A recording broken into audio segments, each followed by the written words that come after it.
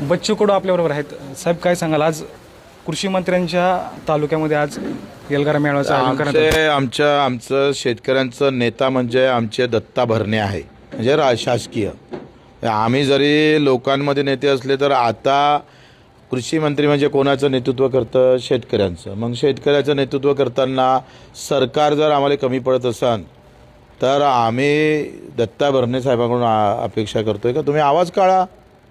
ऐकत नसेल सरकार तर सांगा, तुमचा आवाजच दिसत नाही सरकारमध्ये.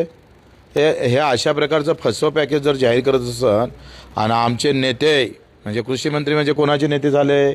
शेतकऱ्याचे ना. मग शेतकऱ्याच्या नेत्याप्रमाणे बोललं पाहिजे, कारण आता पालकत्व तुम्ही स्वीकारलेलं आहे. तुमचा इथला बाजूचा दूधवाला जर 35 रुपयाचं दूध घेत असेल आणि 60 रुपयात विकत असेल तर कोण जबाबदार आहे?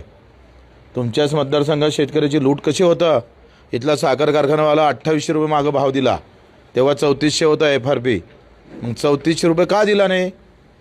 कृषी मंत्र्याच्याच मतदारसंघात जर लूट होत असेल तर दत्ताभाऊ चूप का आहे? त्यांनी खरं तर या सगळ्यांचं नेतृत्व घेऊन त्या कारखानदाराला वटणावर आणलं पाहिजे. ते आणत नाही. म्हणजे म्हणायचे कृषी मंत्री आणि शेतकऱ्याची लूट होत असेल तर सांभाळणार कोण? एवढी मोठी लूट होतं आहे. तुम्ही सांगा, एका क्विंटल मागं 600, एका टनामागं 600 रुपयाचं, 10.25ला FRP किती भेटली पाहिजे? मागच्या वर्षीचं सांगतो 3400 रुपये. यावर्षी 3550 रुपये भेटते का ते?